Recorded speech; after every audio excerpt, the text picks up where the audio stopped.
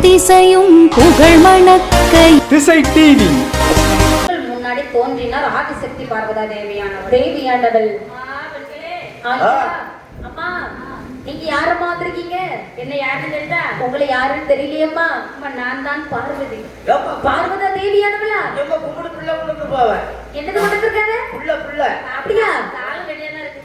இறக்கி காமிக்கம்மா. காலை வாரி விடுறதுக்கா? இல்ல தொட்டு குட்டா அமௌண்ட் தெரிஞ்சுக்கலாம். அப்படியா? ஆமா நீ இளைய பிள்ளை தான், அதனால என் காலில் விழலாம். அப்படியா?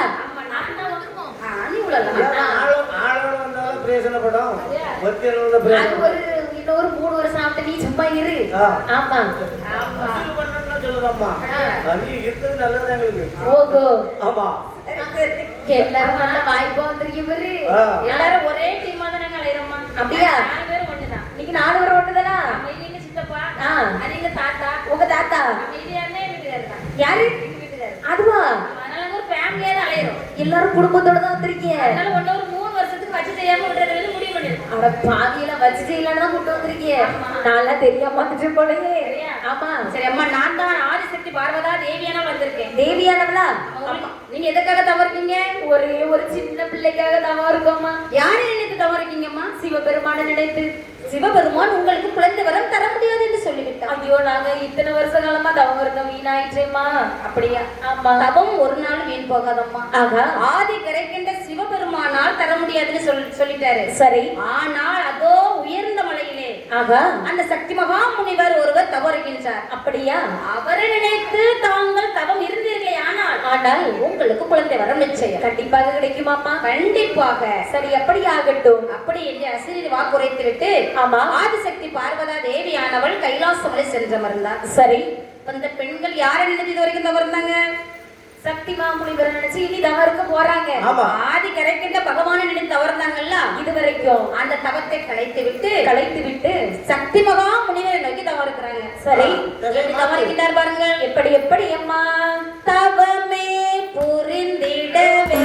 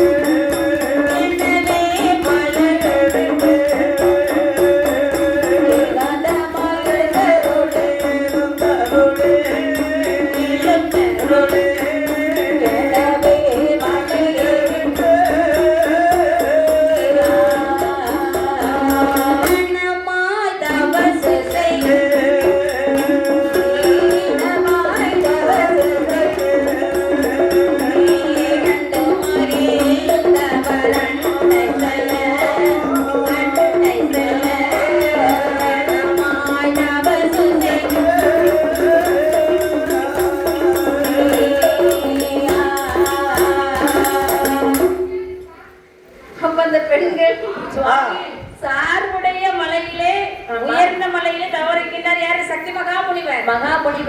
அவர் இன்னைக்கு பெண்கள் தவறுந்தாங்க பத்தியல. ஆமா. அப்ப அந்த சார்புடைய உயர்ந்த மலையிலே சக்தி மகாமுனிவர் எப்படி தவறுகின்றார்? எப்படி அம்மா? ஓம் நம சிவா. ஏன் மச்சான் என்ன நினைக்கிறீங்க? வடக்கு மூக்கு வளையம். அம்மா வீட்டுக்காரர் நினைச்சா இடது மூக்கு, மச்சான் நினைச்சா வடக்கு மூக்கு. அப்ப கொழுந்தனார் நினைச்சா ரெண்டு மூக்கும் வளையம். ஓஹோ அப்படி ஒரு கதை இருக்கு. ஆமா சரி. ஓ கணக்கு பண்ணி வச்சுக்கலாமா? ஆமா. அப்படியே வச்சு. ஏன்னா குழந்தை பிள்ளை. ஆமா. மச்சான் அப்பாவுக்கு சமம். சம்பவம். வீட்டுக்காரர் கணவர். சரி. 3 பேரும் நினைச்சாங்க. கண்டிப்பாக. இப்ப நமக்கு யாராவது நம்மை உரிமை உள்ளவர்கள் நம்ம நினைத்தோமானால் இடது மூக்குலையும் தும்மல் வரும். தும்மல் வரும். யாராவது திட்டுனாங்கன்னு என்னமா தோணும்? திட்டுனாங்கன்னா வெட்டி வெட்டி இழுக்குமோ? ஐயோ, நினைக்கிறது கொண்டு திட்டுறது கொண்டு இருக்கு. நினைச்சா இடது மூக்கு வளையும், திட்டுனா வலது மூக்கு வளையும். ஓ, வலது மூக்கு வளைஞ்சா யாராவது நம்ம திட்டுறாங்கன்னு அர்த்தம். எப்போ பார்த்தாலும் எனக்கெல்லாம் வலது முக்குதமோ உடஞ்சுக்கிட்டே இப்ப இருக்கும். ஒண்ணு யாரோ திட்டி கொண்டு இருக்காங்க, உஷாரா இருக்கு. அப்படியா? ஆமா. சரி. அப்போ மகாமுனிவர் அந்த பெண்கள் நினைச்சு தவறுந்தாங்க பத்தியலா? சரி. அப்படி தவத்தில் மெய்மறந்திருந்த மகாமுனிவருக்கு அப்படி உடம்பு சிலிர்க்கின்றது. நம்ம யாரோ நினைக்கிறான் என்று அந்த சார்புடைய உயர்ந்த மலையில் என்று ஓட்டமோ பெருநடையோ ஓடி வராரு. ஓடி வந்து அந்த பெண்கள் முன்னாடி காட்சி கொடுக்கிறார். ஆகா. அம்மா என்ன? அம்மா, ஐயா சுவாமி. அம்மா என்ன யாருன்னு தெரியுதா? உங்களை யாருன்னு தெரியல சுவாமி.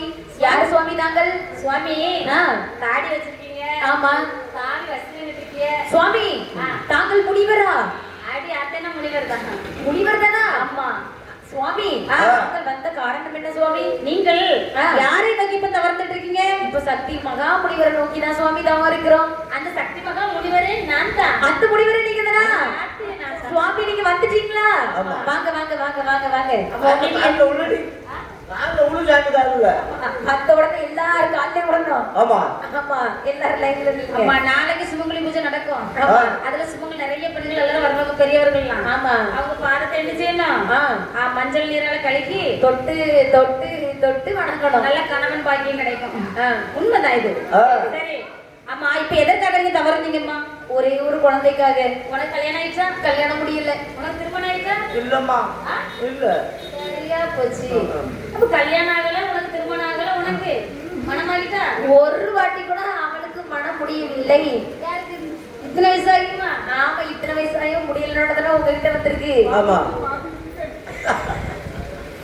நாங்களும் கூட சேர்ந்துதான் அவருக்காக தேடிட்டு இருக்கோம். ஆமா, ஊரா தேடுறோம். ஒரு பிள்ளை வந்து மாட்ட பிள்ளை. அவருக்கு மேட்சா ஒண்ணும் கிடைக்க மாட்டேங்குது. ஆமா. சரி சரி. ஆமா. சரி, திருமணம் ஆன பெண்கள் குழந்தை வரம் கேட்டா நியாயம். கண்டிப்பா. உங்களுக்கோ கல்யாணம் ஆகலங்கிறீங்க. ஆமா. பிறகு எப்படி குழந்தை வரம் கொடுக்க முடியும்? சுவாமி, என்ன? எங்களுக்கும் ஆடவர்னா பிடிக்காது. ஆடவர் கண்கள் விழிக்க மாட்டோம். ஆமா. ஆடவருடைய செவிச்சல் கூட காதல் கேட்க மாட்டோம். அறிந்தும் அறியாமல் ஆடவர் எதிர வந்தாலோ செவிச்சல் கேட்டு விட்டாலோ, ஆமா, 7 கடல்கள் அப்பால் சென்று நாங்கள் தீர்க்க மாட்டுவோம். கண்டிப்பாக. இது எங்களுடைய விரத மொழி. ஆமா சுவாமி. ஆனா எங்களுக்கு நீங்க அப்பா. ஆமா. நாங்க உங்களுக்கு குழந்தை. ஆமா. அதே மாதிரி எங்களுக்கு ஒரு குழந்தை வேணும் சுவாமி. ஆமா. அந்த குழந்தை பாக்கியம் வேண்டிதான் தாங்களே நினைத்து நாங்க தவறுந்தோம். சரி. அம்மா பெண்களே, என்ன சுவாமி? உங்களுக்கு ஒரு விரதமொழி இருப்பது போல எனக்கும் ஒரு விரதமொழி இருக்கு. அது என்ன சுவாமி விரதமொழி?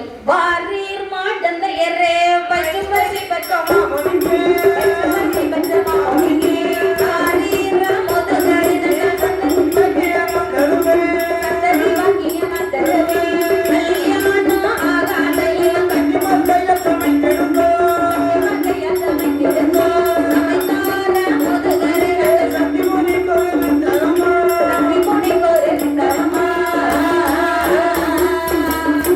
அம்மா பெண்களே, என்ன சுவாமி? உங்களுக்கு ஒரு விரதமொழி இருக்கு போல. ஆமா.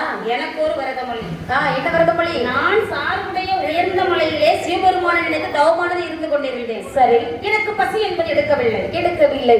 தவத்தில் இருந்து தாங்களை காண வேண்டி வேகமும் வந்த பத்தியலா. ஆமா.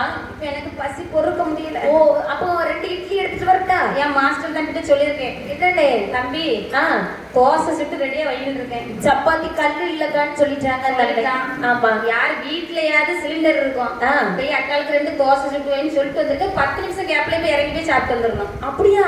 பசி பொறுக்க முடியல. உனக்கு மட்டும் தோசை? ஆமா, சாப்பாடு ரொம்ப முக்கியம் பாப்பா. சுவாருக்காக தானே ஊரா கத்துறது. ஊரா வில்லுபாட்டு படிச்சுட்டு சோத்துக்கு தானே. ஆமா. சரி, விதவிதமா சாப்பாடு. வீட்டுல இருந்தா இப்படி விதவிதமா நீ சாப்பிடுவியா? முடியவே முடியாது. ஒரே ஒரு பருப்பு குழம்பு வைப்போம், மிஞ்சி மிஞ்சி போனா ஒரு அப்பளம் ஒரு ஊறுகாய், அவ்வளவுதான். ஊரூரா வந்து சாம்பார், மோர், ரசம், தயிர், நைட்டானா வெஜிடபிள் பிரியாணி, தோசை, இட்லி, சப்பாத்தி, பூரி, அப்பா பொங்கல்னு விதவிதமா சாப்பிடலாம். ஆமா சரி, அப்படித்தானே? ஆமா சரி. இப்படியாக அதனால இப்ப எனக்கு பசி என்பது பொறுக்க முடியல. சரி, உங்களுக்கு கல்யாணம் ஆகல இல்லையா? ஆமா. அப்ப நீங்க தான் சரியான ஆள். நாங்க எதுக்கு சரியான ஆளு? நீங்க என்ன செய்யணும்னா சாதம் கறிகளை சமைத்துங்க வைக்கணும். அப்படியா? நான் சென்று கங்கையில தீர்த்தமாடி இப்ப சீக்கிரம் வந்துருவேன். ஓஹோ, கல்யாணம் முடியாத பெண்கள் கையினால சமைச்சாதான் நீங்க சாப்பிடுவீங்களோ? என்னுடைய விரதம் மொழி. ஓ சரி சரி. சரியா? ஆமா. அப்படின்னு சொன்னா நீங்க என்ன செய்யணும்? என்ன செய்ய வேண்டும்? அழகாக அந்த காட்டில் உள்ள புல் அரிசிகளை எடுத்து அப்படியே அந்த சுனையில நீர் ஓடி கொண்டு இருக்கிறதுல, ஆமா, அப்படியே கஞ்சி காய்ச்சி ரெடியா வைங்க. அப்படியே வச்சிடுறோம். நான் சட்டு குடிக்கவே குளிச்சுட்டு ரெடியா வந்துடுறேன். நீங்க குளிச்சுட்டு வாங்க, நாங்க கஞ்சி ரெடி பண்றோம் அப்படின்னு சொன்ன உடனே, ஆமா, பெண்கள் அழகாகவே சாதம் கறிகளை அப்படி சாப்பாடு ரெடி பண்ணி வச்சாங்க. மகாமுனிவர் அப்படி கங்கையில சென்று தீர்த்தம் ஆடிவிட்டு அம்மா பெண்களே, என்ன சுவாமி சாப்பாடு ரெடியா? ரெடி ஆயிட்டு சுவாமி, வாங்க அமருக்கு சாப்பிடலாம் அப்படி என்று சொல்லி அழகாகவே ஒரு திரையை வளைத்தார்கள்.